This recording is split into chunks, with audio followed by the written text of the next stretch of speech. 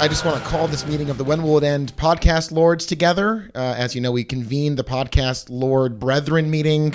We've sealed this podcast with various talismans. Charles, do you have your podcast sealing spirit talisman? I do. And it's one of your gauged earrings. Is that correct? Yeah. I traded them out, but it's still just the one. Right. So when I put it on the nightstand, I always tell Amy, don't you fucking touch that. Don't fucking touch the talisman. Don't. It's for the Brethren meeting of the podcast lords. And she goes, okay, fine, whatever. You guys have a Jesus beautiful Christ. thing going. Yeah. And with Allison, I'm always like, where are my headphones? Where are my headphones? That's my talisman, is my headphones. Your headphones, ones you're wearing right now? Yes, as a podcast lord. Not the cans. I mean, obviously, the listeners of the show surely understand the subtext of the podcast, which is that we've only convened this podcast at any point as a gesture of our efforts to contain the Lord of podcasting. Right, every week. Right, and this is another Brethren meeting. Surely you knew this. Yeah, we haven't... have we not explained this? I don't know if we got ever? into this. Yeah, wow. Okay, well, let's go back to the beginning. This is When Will It End? It's a podcast for two guys. I'm Josh. I'm Charles. We're podcast lords. You knew that. Yeah, come on. Everyone knew that going into episode 40,000 that there were podcast lords. We're up to the 80s, I think. That's incredible. Yeah. But yeah, so we're talking about movie series. We watch the whole series. We tell you what happens in it, or in this case, We don't. No. We don't really. We're much bigger than that, Josh. It's true. This is, again, as we've clarified, we are lords of podcast. Wait, we are the lords of podcast. Right. There are only two of us in this verse. Was it not clear from the beginning of this podcast that there was a secret subculture of podcast lords laboring in the darkness as only rogues could? Do you think there are more podcast lords out there? There must be. Wow. We gather in the island of broken digital audio workshops to get together and ply our craft. And there's French people and Asian people. And everyone's represented in a very chill, cool way. And it's definitely very normal. So we put the spirit of podcasting into a body. Yes. A human body. Right. Who do we put it into this time? In this case, it was, unfortunately, O.J. Simpson, which was a O.J. mistake. Simpson. It was a mistake. When we did that a long time ago, though. Oh, aeons ago. Back when the first Brethren meeting of the podcast lords. Right. And Did of you course, watch we've alluded to this almost too much over the course of the podcast. This is common knowledge. I know to we were getting expositional, and it sucks that, yes, you should know this by now. It's been happening the whole time. Exactly. It's not just a weird plot point thrown out, pulled out of the air. Just to it's put not in like your movie. Jeffrey Rush one, but it goes, as of course you all know, me and Johnny Depp are pirate lords. Yeah, of course, that makes sense. Yeah. So, of course, today we're covering Gore Verbinski's fucking deranged batshit masterpiece, Pirates of the Caribbean at World's End, the third in the series. I want to go out and say there's no way we've covered a movie this crazy before. I may have not seen a publicly released film that this is a Disney property. I was going to say this is a Disney movie. All right, calm down. How can you calm down? Okay. We're at World's End. Well, I was thinking we did watch that weird movie in New York. Oh, the Russian art film. Cosmotopia. Yeah, look back to our other podcast, The Real Deal. We watched truly Contagion or something. No, that's a Soderbergh movie. Yeah, I forgot It's it was It was some Parasite thing. It's really crazy. But anyway, that was not publicly released. Right, that was a Russian art film for people who smoke meth in St. Petersburg or whatever. This was a movie that was the most successful film and the most expensive film of its time. Yeah. Which is insane. And it's really, really weird. It is weird in a profound way that I was truly unexpecting, and I didn't expect it. I'm a pirate podcast lord. Okay, so the first movie, let's just try to chart the progression here. The first movie is that's a good idea. There's some darkness to it. There's hangings and corpses, and everyone's dirty, but it's sort of playful, and certainly the main characters, Will Turner and Elizabeth Swann, are pretty conventional. They're not, king of the pirates or a heartless, lifeless marauder who sails the seas infinitely. Yeah. And Jack Sparrow's kind of cute, and there's scrapes and they get into some stuff, but it's, I think you'd be like, oh, this is a Disney. I can see that this is a Disney thing. Yeah. It's not that crazy.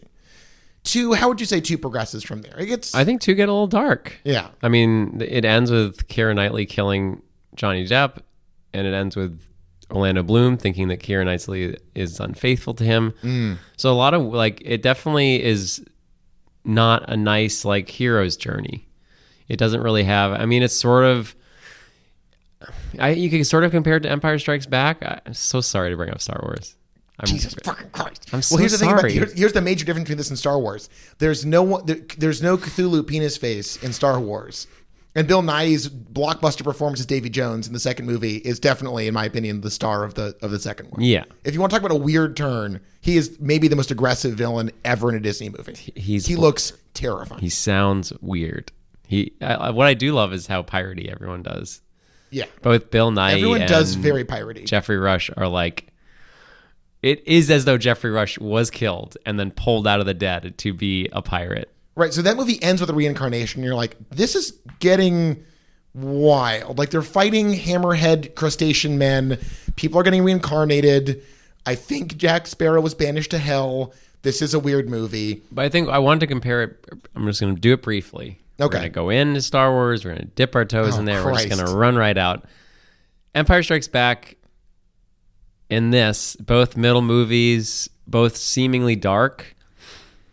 I think there's no hope at the end of this. There's like, maybe it's just because there's like very little, it's so convoluted and there's so much going on, but every character doesn't get what they want, basically. Right. Where Empire is like, yeah, it sucks, but like they're together at the end. They're like, they have something to fight for and they're probably going to do it. Here it's like, I barely know what they're fighting for and everyone hates their lives or is dead. Well, the thing is, at the end of the second one, they're like, we got to get Jack back. And you're kind of like, why? Yeah. Everyone hates him. Yeah, everyone's trying to kill him all the time. Okay, so which leads us to 3, which they must have said, Gore, we can't keep making these. These are very expensive. We're going to give you one blank check to do whatever you want with this series. Launch off into your wildest fantasies. What was the budget on this? You got some budget numbers? $300 million. $300 million. In 2007. Okay. In 2007. So we're talking about the world of sequels and franchises. This is very early on in this world. This is predates Iron Man. We're nowhere near Infinity War Endgame level insanity. This movie is like 1,000 Endgames. What's crazy with this movie is that while many directors would choose to conclude a story in a third act, Verbinski chooses to essentially shoehorn 3 more movies into the end of his trilogy. Now, of course, this is not the end of the franchise, but this is obviously him spiking the football, being like, Gore's going out, baby, and I'm taking everyone down with me. You're all fucking going down. Yeah. This was so fucking crazy. It opens like a Mission Impossible style thriller in Singapore. And immediately I was like, what, tonally speaking, this is... No, it doesn't even open with that. Okay. No. The opening also upset me and disturbed me. In your own words, can you describe the insanely macabre, upsetting beginning to this movie? Yeah, I think it's a good way to start because there's way more death in this movie than the other two combined. This is true. So to start off with I don't know, I think it's a great connection point between the ending of 2 and the beginning of 3 where we're like, oh, this is the aftermath of capitalism taking over.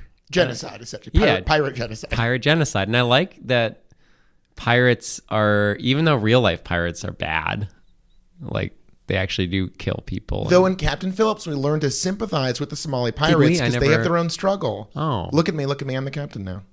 You've always been my captain. My captain. Yeah, and you've always been a pirate lord. Oh, sorry, podcast lord.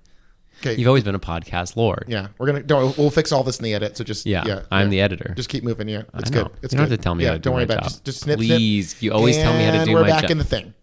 And then the kid gets hanged. Right. Now here's my actual question for you. I honestly thought they were going to save the kid. I was Really? like, there's no way this Disney movie starts with a child being slowly brought to his death. And yet, I was naive because it's Gore Verbinski, baby. And he's like, we're killing the child. Yeah. How bad are the capitalists? They're killing children. They're bad.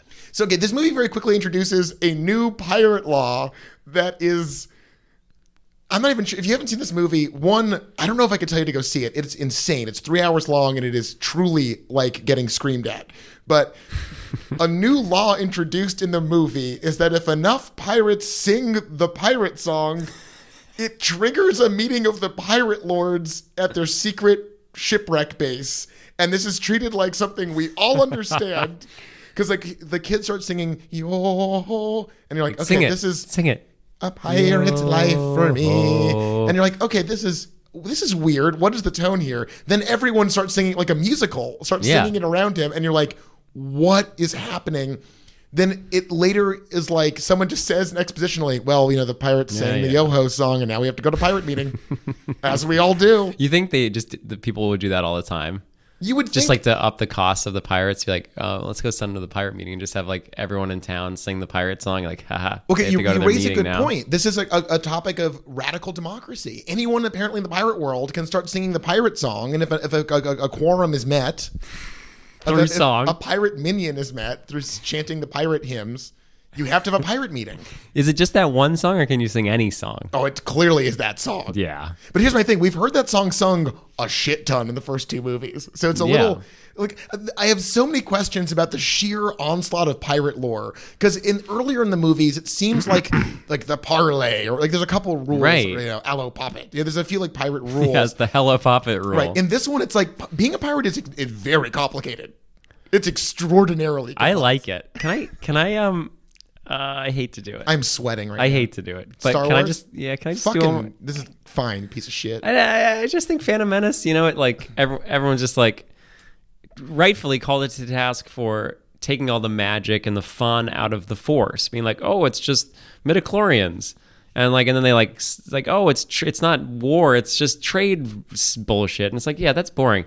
So for some reason, I'm really into pirate rules and like seeing this band of people that like, I think it's because they've been so mythologized where the Jedi was like, just had this one moment. And then like, he basically, for me, ruined it. This is like, pirates are often seen as just these crazy, murderous rum drinkers. And it was like, Gore's like, no, these guys have their own rules, and you're going to sit down for fucking 3 hours and learn them. Gore, question? Yes. How many rules are there? There are many. There will never be enough.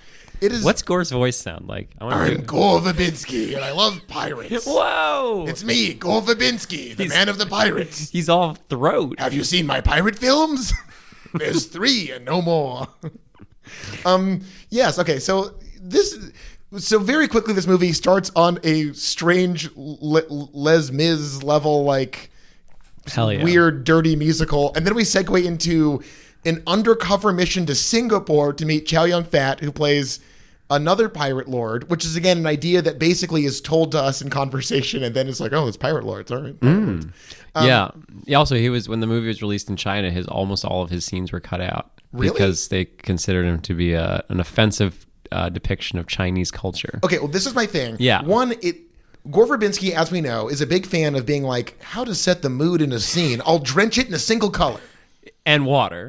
Almost all of his scenes are drenched in water. For the record, we have talked about wet movies in the past. Jesus. Stop here. This was upsettingly wet. I don't think too wet. Orlando Bloom was ever dry. Orlando Bloom looks like a walking cold sore in this movie because he's just moist the entire time. The climax of this movie is so hard to look at. The color palette is so brutal and so wet. I was like actually upset. But okay, we're in Singapore, and it's definitely Disney's dark Singapore, which is very weird. And he chooses to drench it in what color? If you had to guess, what color did Gore drench that whole sequence in? I'll give you a hint. It's a creative choice. What about taupe? Oh, not taupe. Fuck. Maybe a purple, a lavender. Ooh, that would be good. Hey, maybe tastefully a creamy jade or something. That's relatively... No, yellow. Oh, Everything is yellow. I thought Keira Knightley was wearing yellow face. I'm convinced she might be wearing yellow face. Wow. It's weird. And yeah, it was a strange... I didn't even pick up on that. I think it was just like so... It's ubiquitous. Enveloping, he covers everything. Because, like, he does this, like, on Davy Jones. There's, like, everything's, like, gray and green or whatever. Or, like, he really loves, or in the moonlight, the blue, which works very well sometimes. And we'll get to, I think, some of the most incredible visual storytelling of the entire series is in this movie. But there's a lot of, like, we talk often about, okay, in sequels, we want to see more of the pirating world. Would you say we are spared fucking anything in this movie? So we were spared anything? Is there anything we don't see in the pirate world? By the end of this movie, we learn it all. Everything. I guess one thing I was curious about. Okay. Where do they get their rum from? Do they make it? Why is every rum bottle 2/3 empty? Because the people packaging it have to take. Fucking love it. Yeah, they have to take a little. They have to take a little off the top. There was actually relatively low rum in this movie for a 3-hour-long film. I thought it was surprising how little they went to the rum thing. Well, when you didn't see it in theaters. No, and honestly, it's having now seen it at home. Film. Yeah, I'm sorry, I'm sipping my pirate rum. Lemon flavored. I think there was less rum in the actual film because when you went and saw it in theaters, everyone got rum. There was just like handing out like a windswept bottles, like green glass bottles. I think they were just saying big gulps, but yeah, everyone got a rum. Everyone got a rum. You get a rum. You get a rum. Is that joke still good? That Oprah joke from when I was like 6? Uh-huh. Yeah. Yeah, It's pretty good stuff. yeah. It's really good. Pretty good stuff. Speaking of 2006, can I read something? Oh, please, yes. I would like to take a little break from our ramblings. Sure. And bring up even more ramblings. Hey, people love it. So when I've been trying my best to do, a little more research for the podcast. And so just for the record, that wasn't me. Charles is Googling something and went. Yeah. And actually, I'm going to tell a story, which then brings me to this rambling. Okay. Because you said you watched this by yourself, right? Yes. Yeah, you sat alone for 3 days. You finished. You started Friday. I watched this movie in 2 chunks, and I slept in the middle and woke up trying to figure out what of the fever dream of this fucking nightmare movie was real and what was not. As it turns out, it's much stranger in real life than you could possibly dream. But yes, I watched it alone. I feel like it would be tantamount to like an emotional abuse situation to draw in a partner or a friend to watch this movie. Yeah, so I drew in both partner and a friend. The partner immediately fell asleep. The best call of the night. We started at like 11. And again, this is a 3-hour movie that feels like 6. And it's very important to have seen the second one to even... It's hard to understand what's going on, but without even having seen the second one, it's impossible. You just might as well give up. Wait, I'm sorry. Jeffrey Rush was dead for a whole movie? Like, yeah, he's reincarnated. Yeah, he's back. Sorry, so she's a god in a... Did they mention that in the second one? No. No, they brought it up in this one. She's in love with the Cthulhu? Yeah, that just sort of came up now. So that's the thing. But I mean, if you watch the second one now knowing that, you can sort of get it. Yes, I'm scurrying off to rewatch. So my friend Felipe, who's an avid fan of the podcast, he'll be listening to this and probably giddily, combing his hair while he hears his name. Hey, Felipe, this is for you. You got Felipe on the cell, but he's not here. Leave a message. Cha-ching, cha-ching. When will it end? You've never done that for me. Jesus. Okay. You got Charles on the cell, but he ain't here. He's probably doing yoga and drinking chamomile tea. Leave a message. Thank you. If you want one, just send us an email, wwiepodcast@gmail.com. Yeah. I'll say anything you want me to. Anything. Anything? Anything. All right. I thought about it. Yeah. Yeah. So Felipe came over with a friend of his who actually now just started working at Trillium as well. So this is like weird. I think I saw her the next day at work and I was like, hey, how you doing? And she's like, fuck you. Yeah, basically. No, she was nice. Fuck a but it pirate. was just like, she looked a little exhausted from having stayed up till 2 a.m. watching a movie that she'd never heard of or watched or knew what the fuck was going on.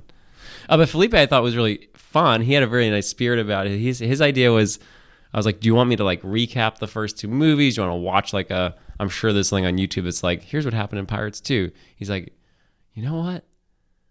It's like when you go to a party and you don't know anyone and you just walk around the room and you can talk to people you don't know and you get to meet the space as it's already happened. Wow. Yeah. And he's like, what if that party was really wet and so impenetrable that it felt like someone was trying to halfway through, he was like, what the fuck is going on? Right. What is going on? Sure. And I had to explain it to him. We watched that video on YouTube. Yeah, I mean, that's good. Yeah. So we've been talking about this as far as even our own comprehension of this movie. And we both found ourselves referencing the Wikipedia article about this movie because genuinely, this is the least accessible film I've ever seen. Which Wikipedia article were you going to? I was going to... So here's where our research differed. Because I'm a square normo-centrist, boring idiot, I went to normal Wikipedia like a pleb.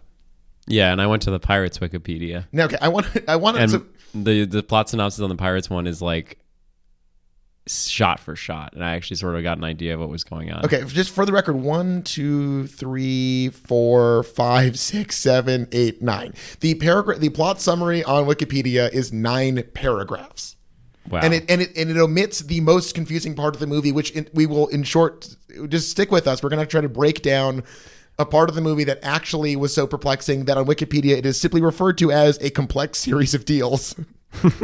Like, all right, wait, but the synopsis on pirates.fandom.com right is broken up into Not only is it broken up into multiple paragraphs, it was broken up into Hoist the Colors, Okay. Singapore, Right. At World's End. That's cool. That's the title of the full film. But we get to World's End pretty quickly. As you said, that was number 3. Right. Davy Jones' Locker. Right. Up is Down. Jessica's Business. That was the moment right. that we that need to go gets through. very crazy. Okay, so to make wait, a long story short, I'm not done. You don't just rattle off the fucking Wikipedia. I'm not done. That's bad podcasting. Oh wait, because that pushed me to the top of the page. Hold on. Betrayal and Redemption. You just betrayed me and our listeners. The Brethren Court. The Brethren Court was great. And every section has a quote. This one is, "This is madness. This is politics." Elizabeth Swan. That's pretty cutting Jack stuff. Sparrow. Yeah, it's pretty good. Yeah. Hold on. Jesus, shut the fuck up. Just put the fucking phone down. Parlay. Parlay. Maelstrom Battle. Jesus Christ. We're getting to the end. Even I know. Fate and Fountain. Wow. So I'm just saying, epilogue. So I had more than 9 sections. That's Each one insane, had yeah. multiple paragraphs. And I literally spent all the time I was waiting for you because you were late. Fuck you. Fucking half an hour Fuck late. you. What do you mean fuck me? I don't Fuck work you. for you.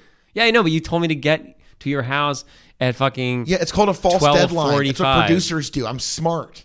Yeah. I'm an EP on this fucking show. Yeah, me too. Oh, right.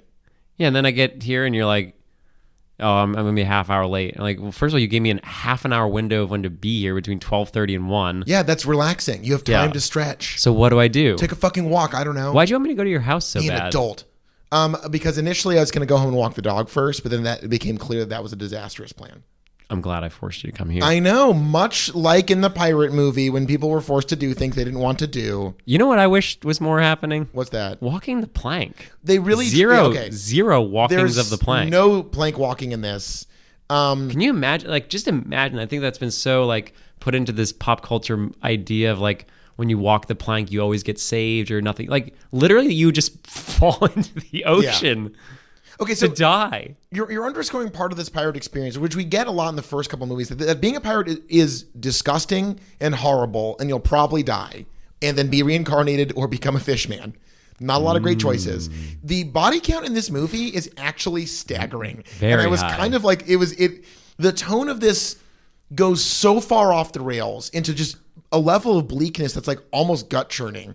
Well, like there are so many corpses in this being used as props Yep. and bait, and like, I guess like we're charting a series, and this one is so far off the beaten path of anything else we've seen, where I almost admire it, where I think a lot of people are like, oh, these movies, they come to like, for example, do you mind if I reference a little movie series called Star Wars? No, I don't. Okay. That's okay. So famously, the whole story with Return of the Jedi is that old Georgie George was like, wait a minute, people like this shit. I can't do the real ending, which is going to be cool and sad. It's got to be extremely accessible. Extremely toy driven. Right. I want the end of this movie to be like a big, literally everyone hugs. Okay. The original ending, famously, Han dies, Leia's left to govern a shattered republic. Luke is shattered by guilt and goes off to be alone. Like, it's a real brutal Shakespearean, epic ending. Instead, we get like, we won with the teddy bears and we're going to have a hug party. Which character is that? Gore Verbinki as a kid. Oh, he was. It's me, baby Gore Verbinki. I'm a script editor. Now I'm old Gore Verbinki. I make pirate movie. That's a good life. Hey, Yeah. Good work if you can get it. Yeah. So in this movie, Gore Verbinski was like, okay, what if I did the original Star Wars ending times a fucking million? Wait, can you do it in his voice? I'm Gore Verbinski, and I'm going to make the end of my trilogy so fucked up, kids will be pissing themselves all fucking year. They'll be shitting out of fear that they'll be fucking turned into a goddamn undead pirate. By the way, the end of the movie, just to jump right, okay. Where's Gore from? He's from both Brooklyn and our hearts.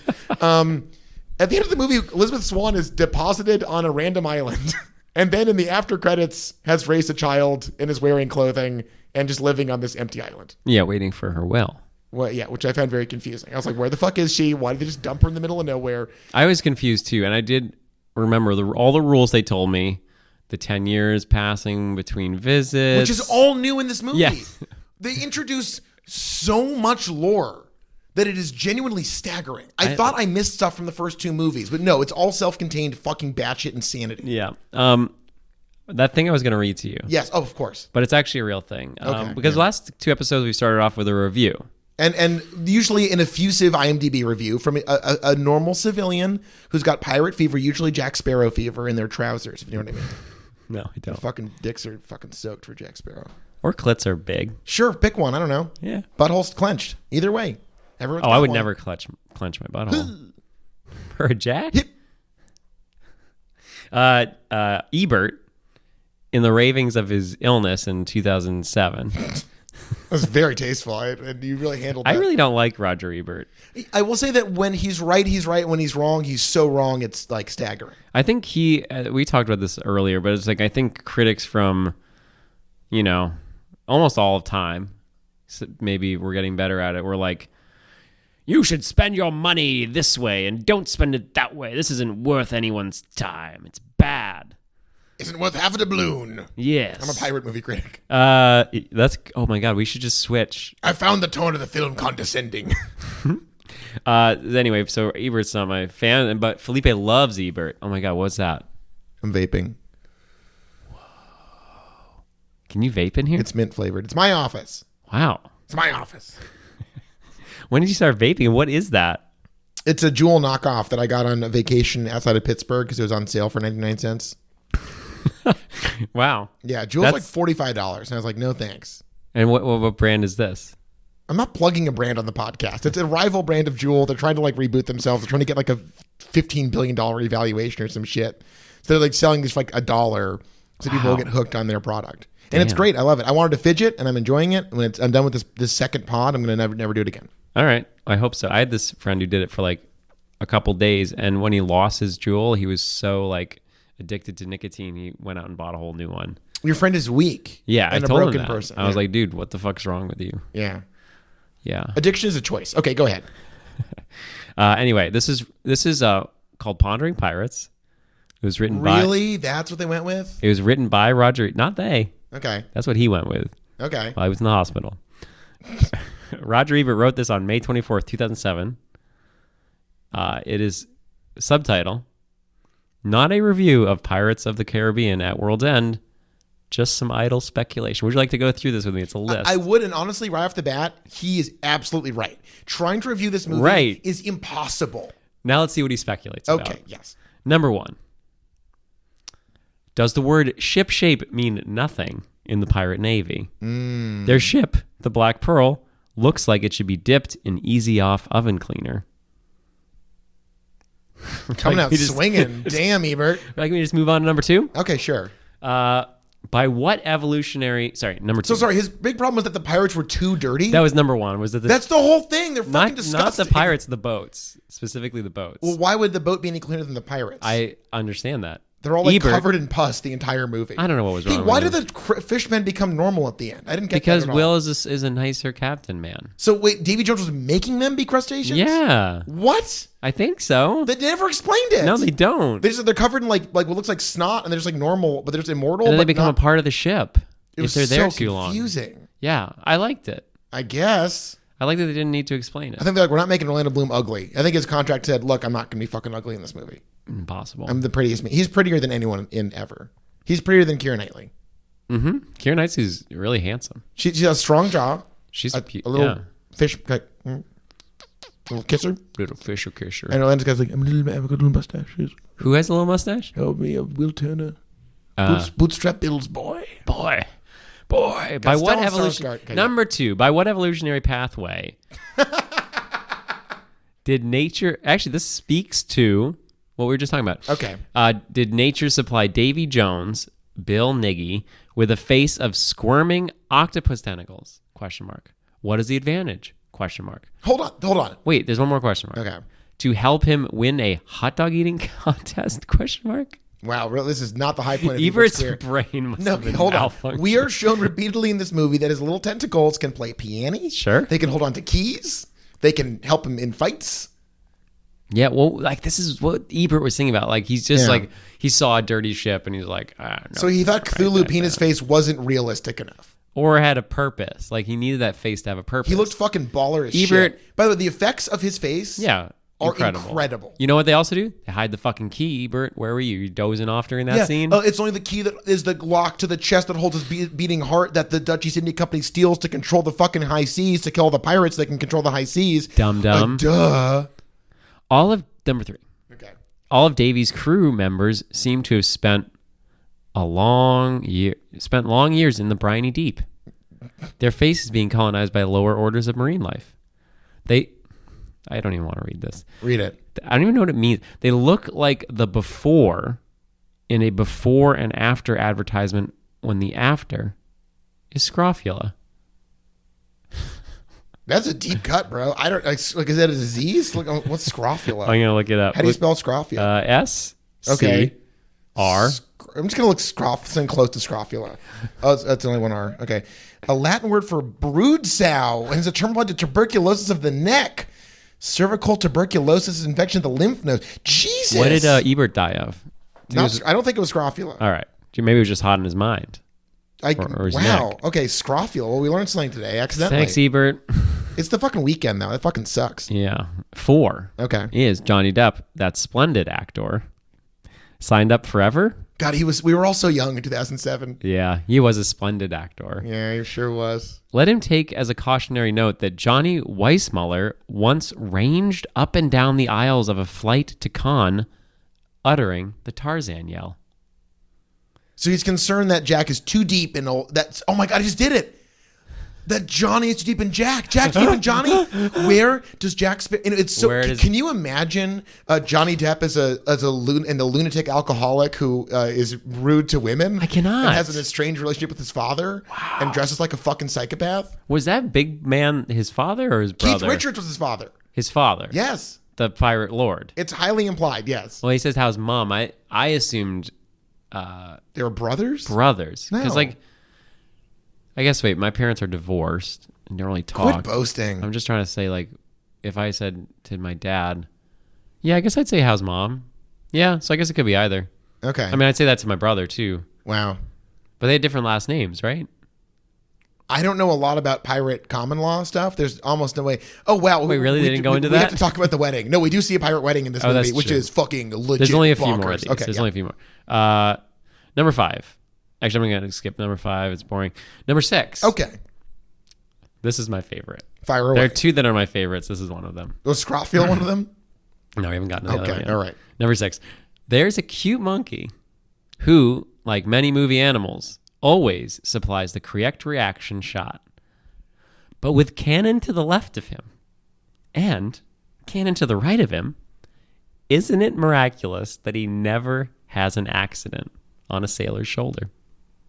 Okay, one that's crazy because he's fired out of a cannon in this movie and is set on fire, which seems like also he's dead and reincarnated. He's had a lot of fucking shit happen to him for a monkey. Also, no. Did you get that? For the on the pirates. Oh, he hasn't shit anybody. Yeah. Or, given the state of their uniforms, would we be able to see it? Fuck, dude, roasting these pirates, bro. I will say this. It's like a monkey shit. To that point, I know a lot of our listeners are like fucking lefty dirtbags who probably smoke weed and vote for Bernie, and it's disgusting, and they're not making America very great. But that was a Kipling reference. With Cannon to the left of me and That's a Cannon to the Kipling right. reference. And these schools, okay, they don't teach Kipling anymore. They don't? We're too busy learning about girls or something. What? It's appalling. Sorry, I didn't pull back. That's okay. Some things we shouldn't pull back from. All right. And if Rudyard Kipling is not taught in school, Wow. what's next?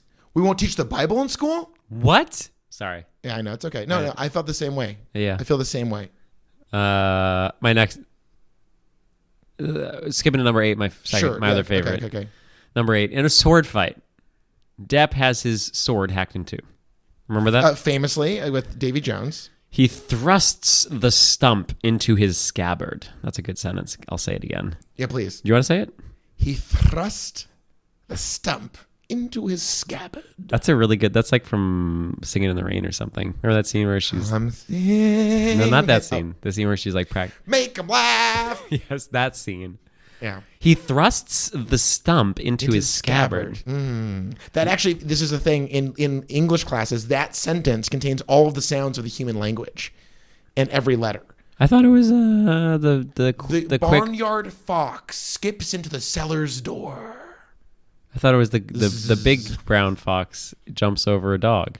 The lazy brown dog. The big brown fox. You didn't have a fucking Z in yours. The big brown fox. There's no Z in that. Fuck. Yeah. Okay, go. Fuck, Okay, it's one of the sounds. Going back to the thrusting of the scabbard. Later, he pulls out his sword again and is surprised to see it's only a foot long. What kind of pirate forgets that his sword is hacked into? The fucking guy we've been watching for 2.5 movies. The guy that's fucking drunk all the time. Okay, we need to talk about Jack Sparrow in this movie. Because you think, okay, is there more? Yeah, no, that's fine. Okay, That's fine. This is a good segue. We often talk about these movies, and we want to see more of this world. We want to really get into it. And at the end of the second movie, I'm not going to do the voice because it is very weird and caricature-y and racist in the movie, so I'm not going to do it here. But the Calypso speaks in a very heavy patois. I don't know how to put it. And she's like, you want to go to the world's end? Are you sure? Are you gonna? And we're like, oh, how crazy could it be? Turns out fucking absolutely Jodorowsky level bananas. So a big thrust of the movie is to save Jack Sparrow, who they deliberately killed to send to Davy Jones' locker. To go save him from there, they go into pirate purgatory nightmare realm. Yeah, but they only send him there to save themselves. True. But now that they need him, it's not like they hate. No one really, for all the backstabbing, I think that's what I like about these movies is that no one actually hates each other. No, it's part of the thing. They're all just doing things for their own self-interests, but it's not personal. Right. Yeah. So they're like, we need his little piece of 8. Let's go get him. This movie, the famous quote from this movie is, of course, it's not personal. It's pirate business. Yeah. It's one of the rules of being a pirate. It's not personal. Let's look it up in the book, Daddy. It's pirate business. Okay, so they go this is a sequence that is endless. They go through a storm. They go into the Arctic. They go they're traveling and traveling. It was really traveling. pretty though. There were some really nice shots in this, but yes. Well, no, it builds up to the best shots of the movie. They finally, and is this that's the on the way out. We'll get to the flipping over the boat, which is the dumbest thing that's ever happened ever. But they finally make it to pirate purgatory, and they burst out into the most stunning image I've ever seen Gore Verbinki put together. But when they're literally sailing through a star-studded night sky, it was breathtaking. It was. And we're in psychedelic pirates realm now. Yeah. And they're going to the weird, Shane Carruth style mind prison that Jack Sparrow is in, where he's in a massive endless white plane with the Black Pearl, commanding and murdering. Hold on. Okay. Can I just stroke your cock for a second? One sec. Okay. What are you going to do? I just stroked your cock. Thank you. Then I also want to say this is probably the first time Shane Carruth and Gore Verbinski's Pirates of the Caribbean at World's End has ever been referenced together, and I think it's great. It's beautiful, but I think that I guess what I'm saying is that we enter a stylistic choice that is, even for these movies, very crazy. Yeah.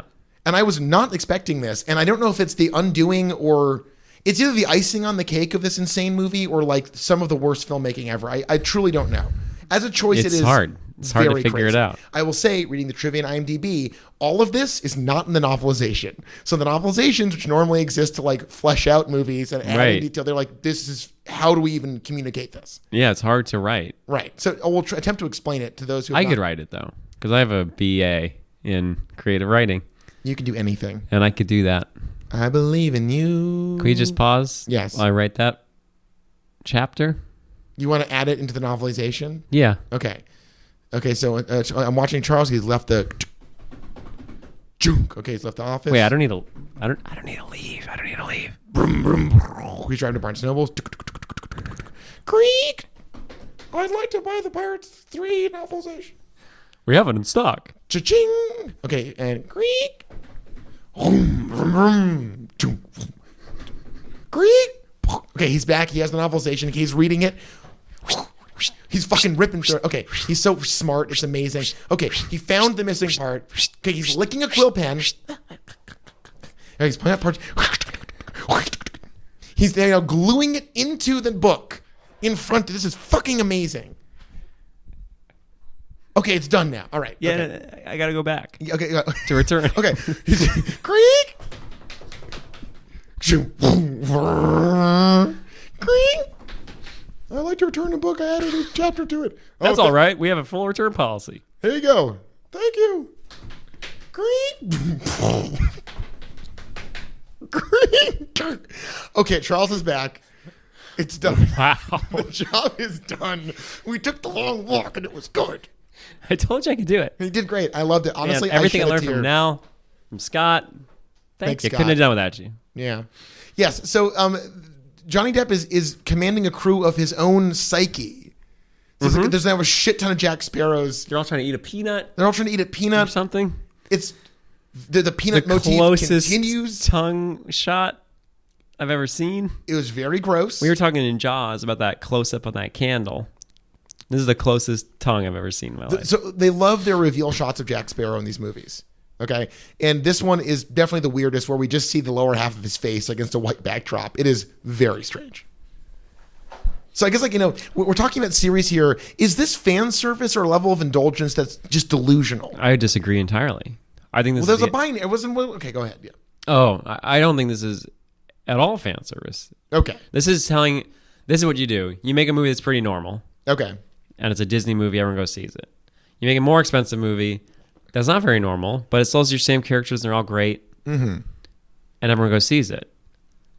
And then you make a movie that nobody wants. Yeah. About stories that are barely comprehensible, where the characters are all different than they used to be. It's 3 hours long. Makes very little sense. And he did it. He did do it. It is not a movie for anyone but Gore Verbinki, which I admire. Like, I could not have in a million years guessed that this movie was the way it was. Yeah. I like the set pieces in the second one were like very long and mousetrappy, but they were like really fun and swashbuckly. This one, like, they're like, those sequences were very different feeling. A lot of the fun was sucked out of it. Okay, so the climactic battle in this is a battle in the midst of a massive whirlpool in the middle of a nightmare storm. So everything is gray. Everyone's swinging across. It's not great to look at. It's very confusing. Elizabeth and Will get married by Barbossa in the middle of the climactic fight. It's weird. It's very weird. And then there's like a key, and Johnny Depp's got the box of the heart. And like, in a way, it was like amazing. In a way, like I felt like Jack Sparrow in this stuff worked the least of any of the movies. I really did not like him in this movie at all. Yeah, I think his character was like I feel like he was the most roped in. Like everyone else had, like, Will wants to save his father. Right. Maybe that's the only one I can remember. Elizabeth wants Will back. No, I mean, she's like wants to get revenge on her dad dying. Yeah. There we go. There's one. Which, by the way, we see Jonathan Pryce dies off screen, and we see his ghost in the underworld, where we see a lot of bodies floating underwater. Another cool shot in the weird purgatory. By the way, they escape the purgatory. How? Of course, by flipping the boat over. And they're in a different place when they flip the boat over. Literally. They flip the boat over. Don't worry about it. Okay. Davy Jones, a lot of weird stuff with him. He wants a lot of stuff. We learn there's a 10-year cyclical curse where he can go on land for like a day once every 10 years. Falls his in love, Calypso. But she bailed on him the last time. Or something. It's off. Weird. It's very complex. And so the big set piece in this is that she becomes. This was so confusing. Okay, so they unbind Calypso to fight Davy Jones and the Dutch East India Armada, and she grows very large and then disintegrates into crabs, which is a callback to Jack Sparrow and Davy Jones's locker when he's totally crazy and seeing a million versions of himself in purgatory.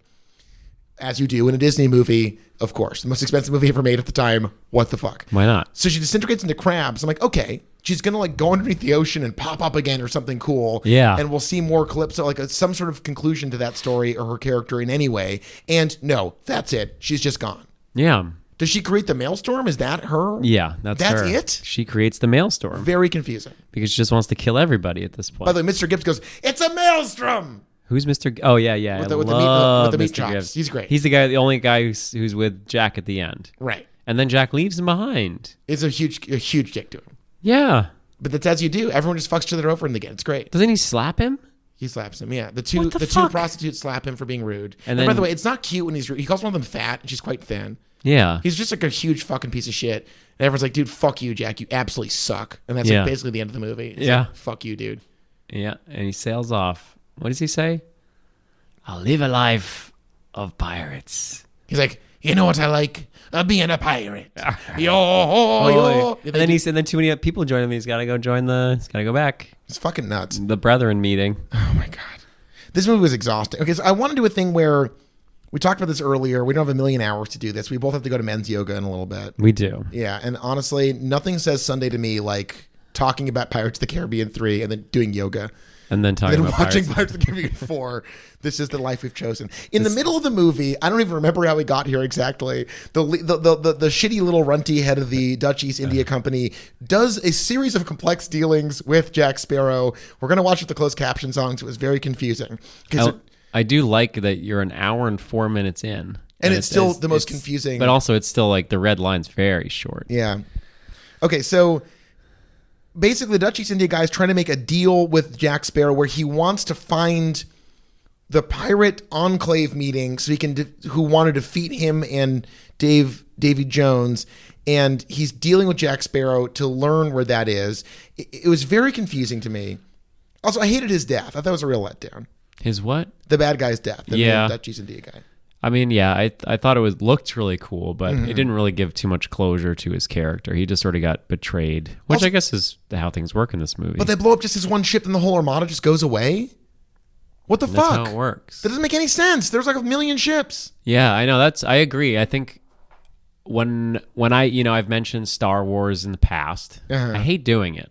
Right. But one of my big complaints is like they set up these big worlds, but then they have these tiny skirmishes that actually somehow seem to create like yay, wow, we blew up one ship and now it's over. Right. And the same thing happened. It was like, wow, there's this like huge fleet of ships on both sides, and all we watch is one fight on two boats, And they just fuck off. And that's just it. It's and just then over. one of them sinks and one of them gets blown up, and I'm finding it something I texted you for later. Don't be mad at me. that's fine. Don't fucking I'm not give me even that paying any shit. attention to you anymore. One of my texts was, how many sea laws exist? How many pirate rules are there? Yeah. Yeah. Why was that subtitle way over here? They're trying to show you where the sound is, I think. It's confusing. Oh, it's like closed caption. Okay, so the Dutch East India Company want to know where the Brethren Court is, which is, of course, where the pirate lords go to meet to talk about pirate law. And he wants to be free from Davy Jones. Mm-hmm. So the exchange is that he'll help him be free from Davy Jones if he tells him where the pirate brethren meeting is. I believe, is that correct? Yeah. Okay, great. I liked this actor who He's played the bad capitalist. He was reminds me really of good. a Michael Sheen style guy. Yeah. Okay. Oh, this is the other thing. There's 9 pieces of 8, but they're not actually 9 pieces of 8. They're like substitute pieces of 8. Remember Yeah. that whole thing? Which is weird that they called attention to it. It was very confusing. There's a lot of numbers flying around. It's like, what is going on? Who Okay. is this guy? This ugly guy? He was the main number one. To use the TV tropes term, he's the dragon. He's like the bad guy's henchman. Yeah. By the way, I can see why they banned this in China. This is a wild racist movie. Yeah, he's got a Fu Manchu beard. Yeah. He's got long fingernails. Okay. Now Barbosa is trying to deal with Chung Yao Fat, who's working with the Dutch East India Company, but now he's mad at the Dutch East India Company because he's losing his autonomy. And they keep saying it's just good business. Right. Everyone keeps saying it's good business. Okay, so he's saying, well, now we have the Dutchman and the Pearl. That's bad. That's the Dutch East India Company. Now the Brethren are weak. Okay. But here's another weird part. He thought, the Singapore pirate thought that Elizabeth was Calypso at one point. Yeah. He thinks that till he's dying. Is this the moment of the misconception? Yes, this is what? it. That's the moment? Yeah. And then he just supports and then he it? notices What? and like agrees to fool him. That's so confusing. But didn't he bind her? He bound her. He's one of the pirate lords. So he lies to her. Okay. Wait, this is so confusing. So I think, look, Orlando Bloom's just Barbosa- like, what the Oh, fuck? so now Calypso gets it. This is amazing. Yeah, We're there's a figuring it out in real time. Okay. Little glimmer of, Okay. Oh, the court meaty. Okay. Here's the dealing. Okay. You can keep Barbosa, says Jack. And we'll keep Barbosa and keep Will because they're angry at Jack. Everyone else goes with Jack, and he'll leave them to Shipwreck Cove, and he'll hand over the pirates to Dutch East India Company, and he will not hand him to Davy Jones. This is happening very quickly. Okay, and he wants Miss Swan, who he, of course, has a big old bone for. This is so confusing. Okay, now we get back to a second deal. You know now we're in what? a second deal. you know what? I think I fell asleep during this scene. How could you not? It's so confounding. It was also 1 a.m. Dude, just to be clear, this Yeah. is intercut between... Okay, Yeah, it's 2 scenes of 3 or 4 groups all making deals. about each other. Yeah. Like in real time. It is extraordinarily confusing. Wow. But then at the end, in the parlay, it's Will, Right. Beckett, and Chow Yun Fat? I think so? No. It's No. Will, Beckett, and... It's Barbossa, Jack, and Elizabeth. Right. But then Jack and Will swap places. No, Elizabeth goes to Chung Yao Fat because she's in his custody when he dies with a cannonball blast and is impaled quite gorily. Yeah. And then she takes over the ship. Yeah. Right. This was fucking nuts. Yeah. I think the moral of this story is to really doesn't matter. Right. I think maybe this whole sequence was added in because they had ideas for, I don't know, maybe Gore loves this shit. I guess so. He just loves the idea of people backstabbing each other, making deals that no one knows. Like, obviously, none of these deals are going to come through how they expect them to. But this is like a micro John le Carré novel in the middle of a very confusing movie where you're like, wait, what? Who is benefiting from any of this? Should I go buy that le Carré novel? Yes. Okay. Creep. Come back. All right. I was joking. Okay, he's back. Yeah. Long story short, we're getting towards the end of our episode here. We're looking at this series. What's so nuts is that this is definitively the end of something. Okay. Yeah. This is the end of a trilogy, and Gore Verbinki is sparing us nothing. He's very much, going for it. This is him ending his experience with the pirates. We still have, another 2 to go. What do you think of this? I mean, he really went so far all out. I genuinely don't know whether to be impressed or offended. I personally, yeah, well, I'm asking you. I think I would give it either the best and the. I think it's a perfect continuation from number 2. I would say it's a dramatic escalation. I liked 2 a lot. It was really fun Yeah, me and too. really weird. I didn't really like 1. I thought it was boring. And number 2, like, really became like, oh, this is a thing. This makes sense. This is like really fun and wild. And it also had heart. And I think this ultimately continues that heart. And like the line where like you see the Kraken is dead, like this, like the beat, like, I don't know. I think it's like a really interesting, like, capitalism. This was what, 2007.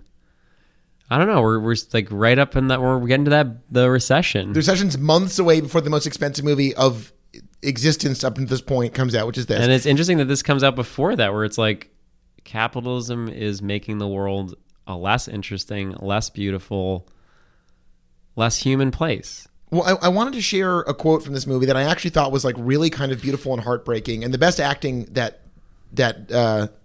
Depp. And again, just for the record, he seems like a huge piece of shit. I'm just saying, this was a long time ago. He's he a was splendid actor. Building up. We just all agree with Ebert that he's a splendid actor. We all saw The Professor or whatever, and we all loved it. Yeah. Okay, so at one point, Orlando Bloom, someone says something to Jack, and Jack goes, someone says like, it's the world's bigger or something like that. No, it's, what did he? No. Someone says, Jack, the world's getting bigger or something like that. And Jack responds, the world's still the same. There's just less in it. Yeah. Which one is beautiful and devastating, but 2, it reflects exactly the morbidity of these movies is so overwhelming, where all these characters are literally dying, coming back to life, getting involved in immortal love stories. Everything that happens is happening over a century. We're just seeing like snippets of what seems like an endless, eternal struggle. Much like any good story, at the end, it goes back to the beginning. Barbossa betrays Jack, and he's like, we're going to go find the fountain of youth. And we're like, oh, fuck. They got another one in the goddamn chamber. Like, they set up a sequel, though it's obviously the end of something, which is a fascinating thing to split the difference on. Yeah. And I think even though Jack's story, I think, felt the least like a part of everyone else's and more maybe just like thrown in to have him something to want to do. Like him choosing to give up his immortality, which is supposedly what he wanted. Like, this movie is about dying and loss, and again, no one really gets what they want.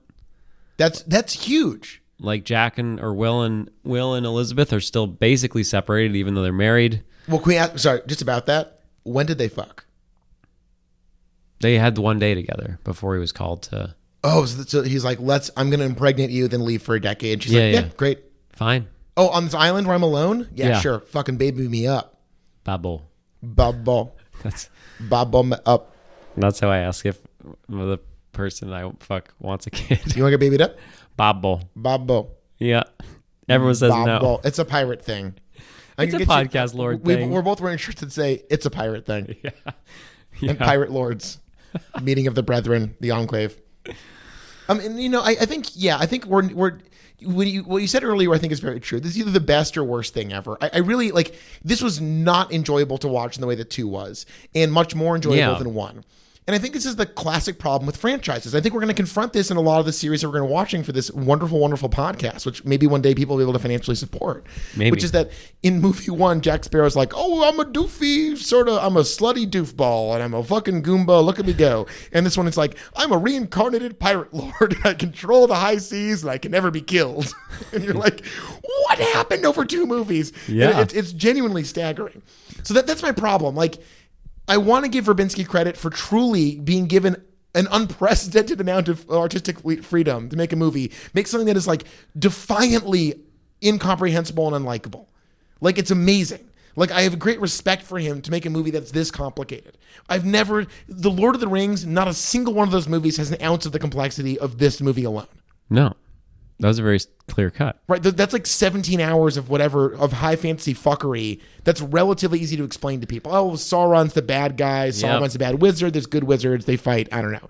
This is like, well, they were friends, then they betrayed each other, then he died, they reincarnated him, they brought him back from purgatory, then they got married, and she's a god in hiding. But she's in love with that guy who's a lizard man who lives underwater. And it's like, it's genuinely like fucking, it's the loyalties. I want some of your drugs. Oh my God. So I don't know. This was, I mean, we're talking this like it's an ending, because in a way it is an ending. But like, the question of the podcast is, when will it end? And I'm genuinely interested.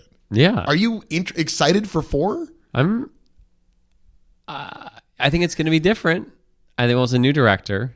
It's 4 years later. Yeah, I mean, I think it's going to be very different.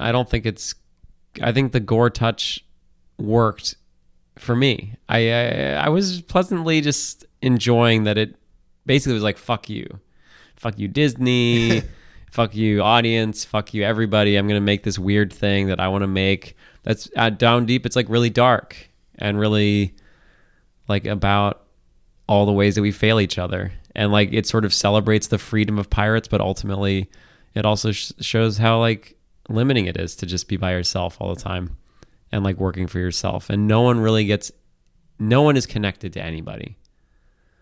And but they're inextricably connected. That's what I mean. That's why it's really interesting to like have these people that are all supposedly friends, lovers, good businessmen. Is it the last line of the bad British guy? Like, it's just good business. It's just good business. Yeah. Jesus Christ. Yeah, and I think it's like, to make a Disney movie about cowardice, backstabbing, just swashbuckling. There was some swashbuckling. I don't know. I just like getting soaked. I feel like a JJ would have been much safer. I could see them pulling in someone that would have been like, we just need pirate movies. And I feel like this was like a really fucked up movie that happened to have pirates in it. And I was into it. I would say that like by the time they're getting married mid swashbuckling battle with swords on the ship deck by Barbossa, I was like, this is like camp at this point. Like, this is so fucking like, it's so drunk on itself by the end of this, where it's like, he's like, will you marry me, Elizabeth? And she's like, Barbossa, marry us while we fight these fucking British guys and or crustacean faced hammerhead sharks. Yeah. Like, I was like, this is amazing. Like, as an accomplishment that anything in our culture got to this point where people dumped truckloads of millions of dollars on this. It's insane. Yeah. So again, I guess like, I guess something we're discovering by watching these franchises is that often people write off sequels as being like redundant cash grabs. And frequently they are. Mm-hmm. Jaws this is 3D. This is absolutely not that. No. This is the opposite of that. It is so ludicrously more complicated by the end. It flies in the opposite direction of Return of the Jedi in this total 180 degree. It's kind of a masterpiece of just like staggering enormity at the end of the day. I don't know if I like the movie. Yeah, I don't know if I ever want to watch it again. But I don't. I found it exhausting. But like, to watch this series go from like, I would say, I don't know, it's like on the insanity scale, like, oh, it's wacky, there's some darkness, I don't know, 3 or 4. 2, you're like, oh, Davy Jones is nuts, they're all undead or something. Okay, that's like a 6 or a 7. This is like a 12. Yeah. It's truly fucking bizarre. Yeah. Yeah, and it's for kids. So with that being said, my interest in the sequel is this. how do you go forward? As I understand it, I don't believe Orlando Bloom and Keira Knightley are in the fourth one. Oh, wow. So I think it's a lot more Jack oriented, which honestly I'm a little tired of Jack, but I do want to see what happens next. I mean, I think a safe director is going to play it safe and just have the story be about finding the Fountain of Youth, because that's what the end of this one said he was going to do. I like that at the beginning it was like, I want some doubloons and to get laid. And now it's like, I would like to live forever again, like in the first movie, but like again? You know, I don't know. I guess I have a lot of questions. I'm so defeated by this that I'm just like, fine, let's fucking watch it. Yeah. We're going to do that. We're going to do that. And you can do that next week on When Will It End, the greatest podcast of pirating in the world. We're working on our pirate spin-off podcast where we just talk about pirate law. There's so much pirate law. There's so much. Years of podcasting to do. You're going to want to really invest in that. It's called the Pirate Cast, and we're just going to get into pirate lords. I bet there's already a podcast I'm called the Pirate Cast. We're gonna do the Tortuga Corner, where we try to analyze the business model of how to run a business in Tortuga, and how to avoid the Dutch East India Company, because they'll fucking hang you even if you're 6. Yeah. Fuck. Yeah, well, we did it. Part 1 through 3 is done. We're going to dive into the rest. Stay tuned and you can do the outro. No, Yeah. we pre-record it. We pre-record outro. Well, my mic broke, so I haven't actually been. Yo, Yo, ho, a the pirate's life for me.